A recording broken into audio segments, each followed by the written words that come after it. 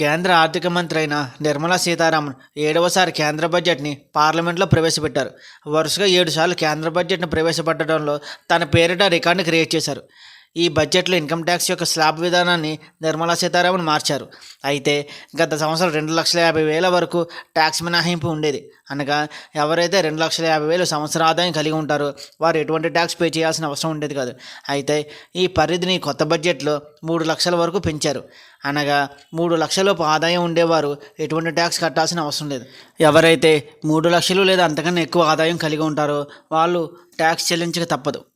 3 నుంచి 7 లక్షల సంవత్సరాదాయం ఎవరైతే కలిగి ఉంటారో వారు 5% ట్యాక్స్ పే చేయాలి.